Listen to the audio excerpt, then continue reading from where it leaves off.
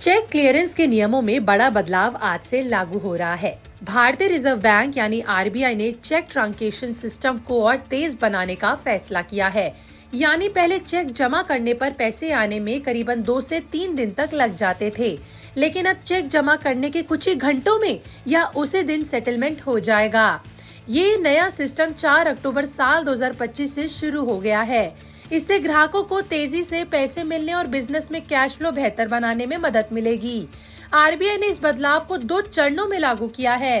पहला चरण 4 अक्टूबर साल 2025 से लागू होकर 2 जनवरी साल 2026 तक चलेगा।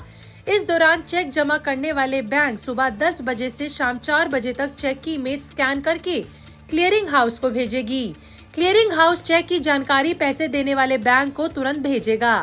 पैसे देने वाले बैंक को शाम 7 बजे तक चेक को स्वीकार कर अस्वीकार कर इनमें से किसी एक की पुष्टि करनी होगी।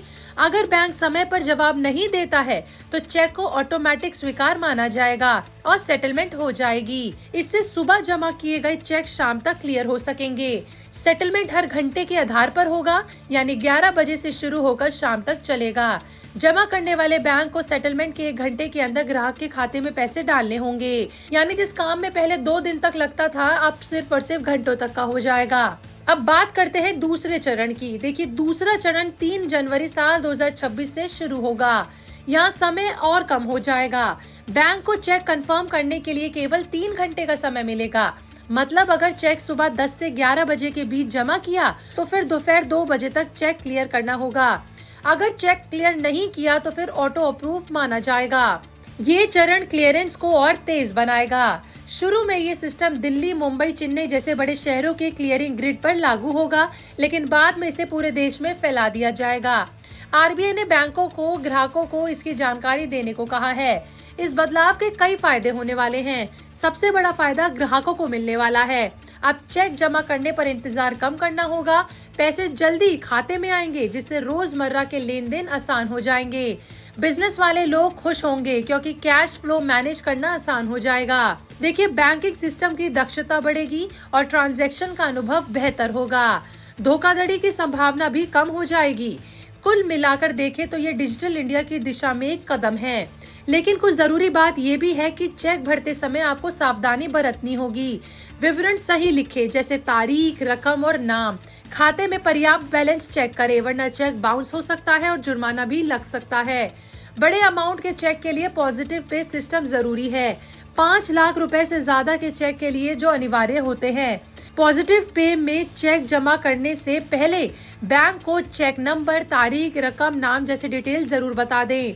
50,000 से ऊपर के चेक के लिए कम से कम 24 घंटे पहले बताएं। इससे आपको फ्रॉड से छुटकारा मिलेगा। हालांकि आपको बता दें कि सिर्फ कस्टमर को ही नहीं बल्कि बैंकों को भी नई व्यवस्था के लिए तैयार होना पड़ेगा।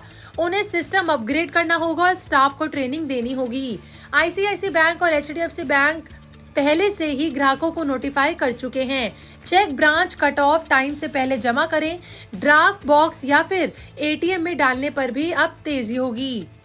हालांकि आरबीआई ने 3 अक्टूबर को ट्रायल रन भी किया था, ताकि 4 अक्टूबर से कोई दिक्कत का सामना ना करना पड़े। ये सिस्टम चेक ट्रांकेशन सिस्टम यानी CTS पर आधारित है, जहां फिजिकल चेक की बजाय इमेज का इस्तेमाल होता है। पहले बैच प्रोसेसिंग होती थी, अब कंटिन्यूअस क्लियरिंग होगी। इससे सेटलमेंट रिस्क कम होगा। ग्राहक अगर डिजिटल पेमेंट जैसे UPI इस्तेमाल करते हैं तो चेक की जरूरत कम हो रही है, लेकिन अभी भी कई जगह चेक यूज होता है। अगर कोई समस्या हो तो आप बैंक से संपर्क भी कर सकते हैं। आरबीआई की वेबसाइट पर गाइडलाइन जरूर पढ़ें।